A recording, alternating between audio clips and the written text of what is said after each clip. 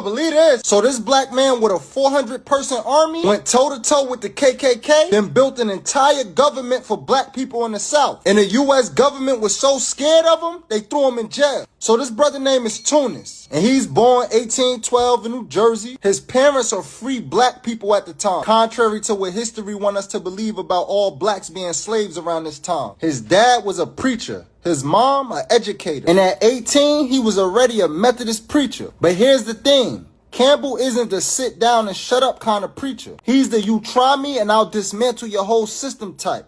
Think Nat Turner 2.0. Instead of blending in, he start preaching about abolishing slavery and colonialism. Basically anything that pissed white folks off. Then he lands a job as a fancy hotel waiter in New York. And while he's there, he writes this book.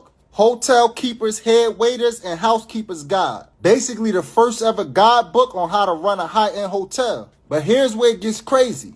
He used the money from that book to fund black schools. And not just any schools. These schools was filled with fugitives he helped escape from the South. This man was Harriet Tubman's plug in a three-piece suit. Then the Civil War hits. The Union looking around like, yo, who can help us get some black troops together?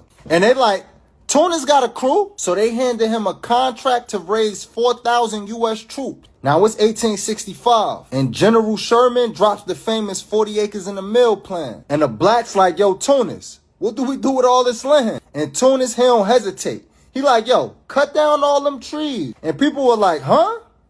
But Tunis, he was always 3 steps ahead. He knew the white folks would try to steal the land back. So he told his people to sell the timber from the trees, stack the cash, and buy the land back when the government came to take it. Straight up gangster. But Tunis didn't stop there. He brought 1,200 acres in McIntosh County, Georgia, and built his own town, complete with schools, courthouses, judges, and a 400-man militia. And the KKK tried to torch his house once, but after that, they wouldn't even step foot in his county.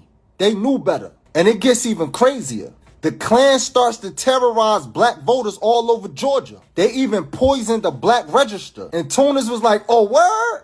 Watch this. He personally registered voters with an armed guard, and nobody was going to mess with him or his people. Now let's fast forward to 1868, and the 14th Amendment passes. And Tunis and his son both got elected. Tunis became the senator of the state, and his son became a state rep. And they were a part of the original 33, the first black legislators in Georgia. But the white folks, they pulled the oldest trick in the book. If you want to watch the full video, comment full below or check out my story for the link.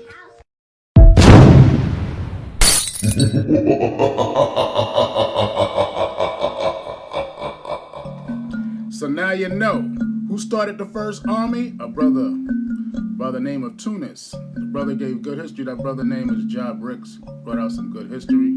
So it wasn't, hold on. Yeah, like I was saying, it wasn't Marcus Garvey. Marcus Garvey was the second. He was a Benjamite. So Tunis was a Judite. He was the first. And he was a free man. He wasn't a slave.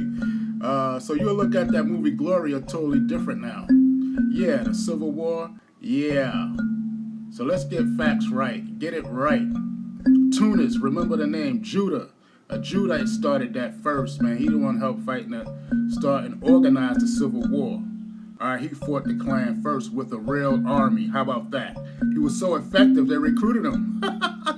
You see the story? It's right there. You can't deny it. It is what it is. Judah. Yeah. With that, I say shalom.